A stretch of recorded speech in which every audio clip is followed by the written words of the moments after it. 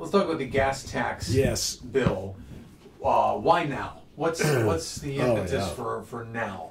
Well, when I first came into office 4 years ago, I went all over the state. I've been on transportation all 4 years. This is my 5th year in transportation. It's my 3rd year as chairman. The needs, every place we'd go, to Yuma, to Nogales, to Safford, to Flagstaff, to the great metropolitan area of Phoenix and Tucson, and the needs are there. And there's not enough money to maintain the state highways. Right now, we only have enough money to maintain 47% of our state highways. We don't have any money for new construction. The last time the gas tax was raised is 1991. At that time, gas was selling for $1.40 a gallon. The percentage of tax was 20%. 18 cents of $1.40 is about 20% ratio. And now the tax is still 18 cents a gallon, but gas is like $2.75 a gallon. It's 6%. So inflation is just eating into the revenue that we gain. $1 in tax revenue in 91 is worth 47 cents today. Okay? And we're losing every year. Plus we have more cars on the road that are more fuel efficient. And we have cars that don't pay anything to use our roads. Electric cars are, great for the owners, but they're not paying their fair share. And we have fuels in this state that are being used that are not being taxed, such as natural gas and propane. The bus fleets in Phoenix are using natural gas. That's an untaxed fuel. So I had to figure out a way to get revenue into the system. We need $1 billion a year just to get going on this. To maintain the federal highways, the interstates in this state, $1 billion a year for 20 years. We need $20 billion. We need vast amounts of revenue just to catch up. Well, for example, since they've been raiding the Highway User Fund, they've taken over $2 billion out of the Highway User Fund. That should have gone for our roads and bridges and infrastructure. Let me ask you this regarding the Highway User Fund. You have a lot of people, our viewers, who said, well, wait a second, what if we do this and then it's raided again? Yes. How do we know? Is there a way to make sure that it's earmarked? Is there a state law? What is it? Okay. The governor has said in the last couple of years, hey, listen, we don't want to raid it. Right. But it's too tempting. Not raiding it. But once the money's there, know there are competing interests. Sure. They have raided the Highway User Fund to fund the Highway Patrol. Mm-hmm. And the Highway Patrol is part of the state transportation system. It's defined in the Constitution. So they do have a right to take X number of dollars out of the Highway User Fund. By statute, it's only $10 million a year. But the funding of the Highway Patrol comes from the general fund, and then they were taking money out of the Highway User Fund up to the tune of about $300 million for their Highway Patrol. To get to your specific question, it happens in the middle of the night down here in the budget process where they come in with a little budget burb that says, notwithstanding the law, we're going to take what we want. And they can do that. And there's no way to protect the Highway User Fund from that, except we've made it much more difficult because we have funded the Highway Patrol on their own separate funding, that highway safety fee bill. Right. Catching a lot of flack about that too, but it got the Highway Patrol out of the HERF. The second thing is I have a bill that's going to take the statutory language out of the statutes that gives them the permission to go in and get $10 million.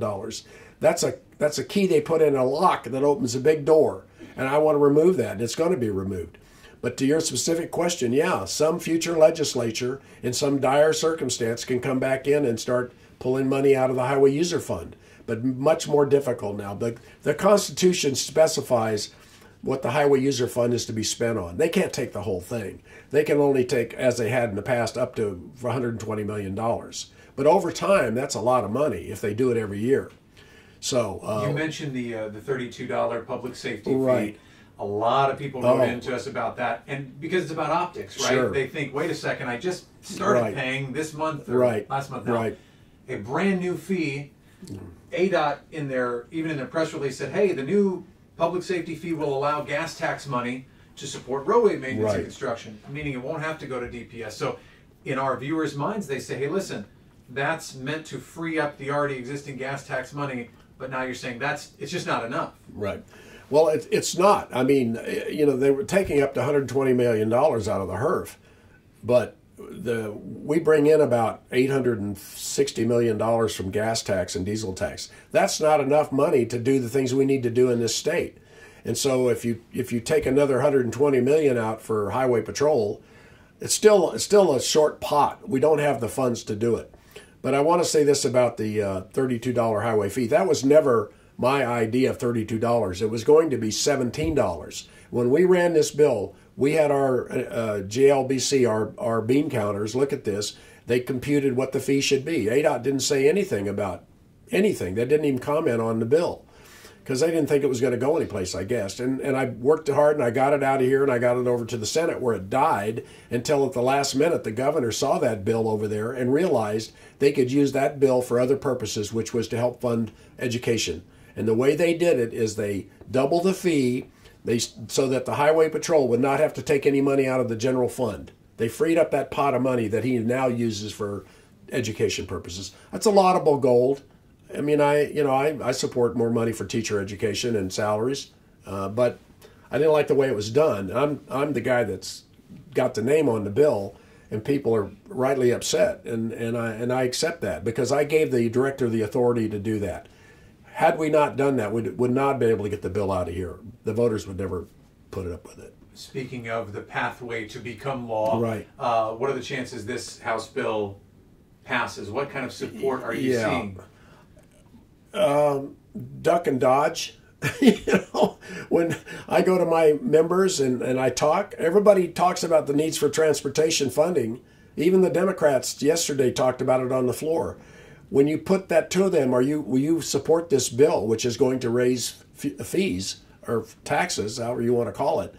Then they all get, well, I don't know about that. Let me think about it. It's one of these. They're looking at, what are my voters going to say to me? Are they going to be upset with me? And I'm trying to tell these people here, we have a need. It's a safety need. The I-17 is dangerous. I mean, you don't drive that thing at nighttime or in daytime. I mean, it's fatalities. It's a terrible setup there. So we want to improve the safety aspects. We want to improve the transportation ability of our trucks to get to the markets timely and not have delays. There's all kind of reasons why we need to do what we need to do. What we have to do is find the political will to do it. And maybe my bill won't pass. I'm going to modify it. I've had people say to me, well, look, instead of, I'm using 25 cents. Now, there's a reason for that. Yeah, that was my question. The 10 cents, right. 5 cents Yeah. over the 3 years. Is there a compromise of, okay, 5 cents, 2 cents, or whatever Well, might be, a okay. lower amount? Absolutely. So a quarter, if you put a quarter in your hand, I'm old enough to remember when a quarter was made out of silver. That quarter is some kind of funny metal and copper or something. It isn't worth anything. And what can you buy with a quarter? A stick of gum, maybe? Maybe a mint? You can't buy mint for a quarter. Well, so it's a very small, it seems like a lot in your brain, a quarter, but it isn't worth much. So we're not asking for over a 3-year period of 25 cents. And the way I wanted to do it was 10 cents the first year, 10 cents, and then 5 cents, to get an infusion of money into the system, to shock the system, to get money out to the rural counties. They don't have the population base to raise their own taxes. So we have to make sure we do that. But then I've had people say, well, then maybe you should do it 5 cents 1 year, 5 cents a second, and do it for 5 years at a nickel. And I'm open to that. I mean, I prefer not to do it that way because remember, a 10 cent increase in fuel prices only brings in $360 million. We need $1 billion. So if you need $1 billion to catch up and do the right thing, theoretically 30 cents would be the figure. But I didn't want to go 30 cents. The optics don't look good.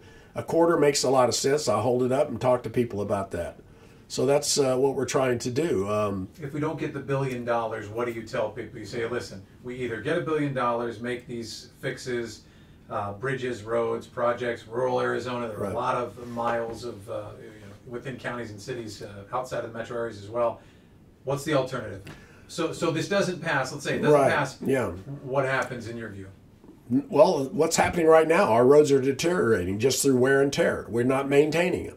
We cannot do the widening of the I-10 as it's near Casa Grande, go to 3 lanes. We can't do the I-17. We can't break that bottleneck. Where I live, Highway 69 that runs from Cordes Junction to Prescott, bottlenecks with 27 stoplights. The residents up there hate that. They call them, why don't you fix this? Why can't we do that? We don't have the money to do it.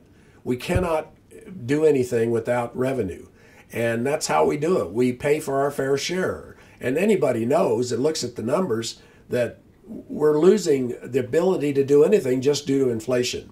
And it's sad but true. And if this bill doesn't pass, I'll come back at it again next year. I mean, I'm not just sounding the alarm. I got something done last year, but it would be so much easier if we had the support of the governor, and because everybody's ducking and running for cover down here, and we need leadership on this. And if I'm the out front guy and I get bashed about it, that's fine. Okay, but I can't do this by myself. I have all the industries support me. I mean, the trucking industry is okay with the, we're going to tax natural gas, and so that's fine. They're going to be using natural gas. They don't have any problems with what I'm trying to do. Neither does the Contractors Association or the County Supervisors Association or League of Cities and Towns. And all of the transportation planning organizations around this state support me. Okay, we have tremendous groundswell. There's nobody in that groundswell that's saying, hey, this is not needed. We all realize it is needed. So what are we going to do? We run a bill. We try to educate our members. We try to educate the public. And if we're successful, if I get it out of the House, out of my own committee first, then out of the House, I have to do the same thing over in the Senate. It's a huge lift. This isn't some little bill. This is something that will change the transportation needs of this state for the future, because it's going to be tied to inflation at the end of the third year or the fifth year. So we don't have to revisit this. And we're, by the way, we're not even in the middle of the pack when it comes to taxing for gasoline and diesel. So you end up having to break that down for folks, because you do have people who look at it and go, well, look at our gas price here versus the South or the Midwest, and we're already so much higher. Yeah. Our registration fees, you got 25 states that have a flat fee. Right. So, I mean, you got some states where they say, $50 and your car is registered and licensed, and here, you could have a car that costs you $350 That's right. based on value, because it's based on value. So again, one thing may not be related to another, but then again, when you say the T word, I know taxes, that. I know that. You'll have your listen. Wait a second. This just feels like a lot. You know what? And you're absolutely right. And I think our registration fees are way too high. But then again, that's prior law. I can't deal with everything at once. I'm certainly willing to look at that, if I'm down here long enough.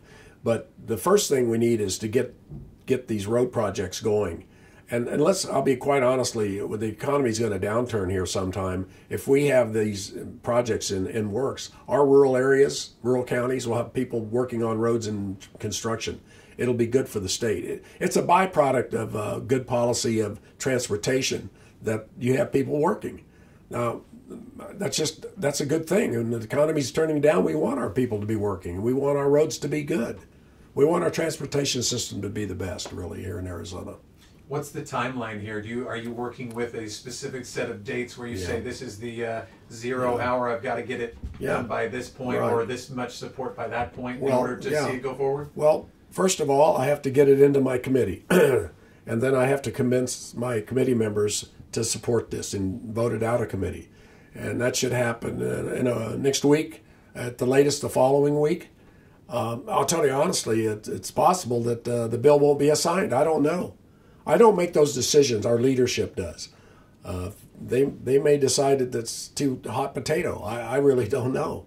But You'll be pushing for the next week to. Yeah, I mean, it's got to be. I've got to get it assigned either this week or next week, or I'll start running out of time, because it's going to go to a second committee. It's probably going to go to Ways and Means, and so there's a lot of ways to kill this bill.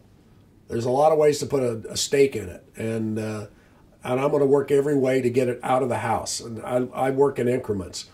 Get the bill written, get the bill out of my committee, get the bill out of Ways and Means, get the bill out of the House, then work the Senate, the same process over there, get the bill before the governor of the state. I really think if I can get this bill before the governor, and we have a federal transportation bill, right now we can't partake of any of that federal money that would be given to us to use, because we don't have matching funds. We can't do that.